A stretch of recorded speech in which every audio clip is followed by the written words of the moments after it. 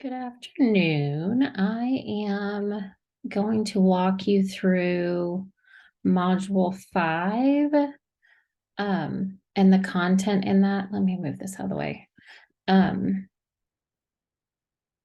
We scroll down to Module 5. Module 5 are the factors involved in reading and writing. So we have part of your required reading, again, is chapter 3 of the Birch book. I know most of you have already read that because you read it for module 4, but module 5 is opening this weekend and it is not due until the, hold on, let me open my calendar. It is not due until the Sunday, the 19th, the same time that your brochure is due. So we have chapter 3 of the Birch book. So if you've already completed reading that chapter, then that required reading is already done for you. Chapter 1 of speech to print, and that is provided for you here. That is a PDF document you can just open up. I do have the PowerPoint for that to help walk you through the speech to print chapter 1. Sometimes that is helpful. If you completely understand chapter 1 after reading it, and you don't need the PowerPoint, you don't have to read through it, but it is helpful information. It's just kind of condensed information for you. We've had students that require both to get through the information in chapter 1. In some of our later modules, I do the same thing with chapter 2 and 3 of speech to print. We have chapters 2, 3, and 8 of the speech to print that we have provided for you. We don't go through the entire book. That's why we provide you just those chapters. And then at the end of last year, the International Literacy Association, they're, sorry, on the tip of my tongue, their, hold on, let me open it for you. Their Literacy Today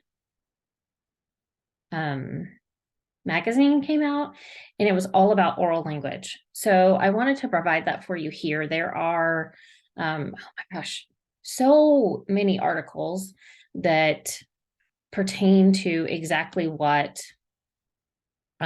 you will be writing your discussion about. So I decided to include it in here also. I am going to let you decide whether you read the entire 76 pages or not. There's a lot of ads in here also, so you aren't reading 76 pages. I will point out the ones that I think are the most helpful for you. Excuse me.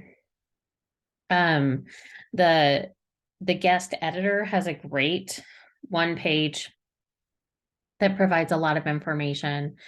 Page 8, that article, The Aligned School and Home Conversations, has some amazing information. Article on page 12, Suggestions on Bridging Oral Language to the Early Childhood Classroom. That also has great information in it. The other article that I think would be very beneficial for you to read is Promoting Oral Language Instruction for English Learners and home morphology. That's interesting. That's not necessarily about oral language unless you do it only orally. There is a book on how to do morphology, almost like you do phonemic awareness, which is always fun to do with students, and then provide it to scaffold it with graphemes. The other, let me get down here, the one about leveraging speech and language pathologists to support reading and writing is a great article too, and that's on page 46. The other one is on page 50, Promoting Oral Language and Early Writing Through Authentic Opportunities to Compose.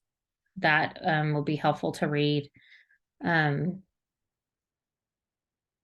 Reading Instruction Through Centers that centers multi-language learners' linguistic strengths. That one, it will also be beneficial. But again, you are welcome to read the entire thing, but the entire magazine, Literacy Today. I wanted to provide the entire thing to you if you wanted to read it. But you do not have to. I think those are the most beneficial articles for you. But again, I wanted to upload the entire digital article for you. So you had an opportunity to read through it if you wanted to read the entire thing. So you can join the International Literacy Association as a student at a discounted rate. And if you're in Arkansas, you get a free Arkansas Literacy Association membership as a student. So that there is a benefit to joining as a student at the discounted rate.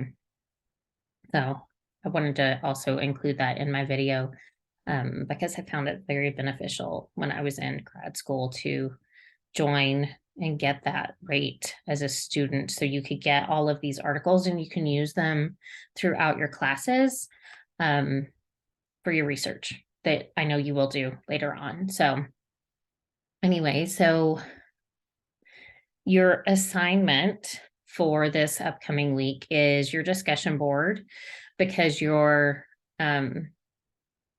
brochure is due again on the 19th, the same time that your discussion board is due. So it is to discuss how oral language relates to reading and writing. And then you're just going to describe the similarities and differences between how that oral language relates to reading and writing. So that is what we have coming up in Module 5. So if you have any questions, please reach out. And again, I'll be available on next Saturday for Zoom or via email or text. Have a great weekend, and I will hear from you soon. Bye.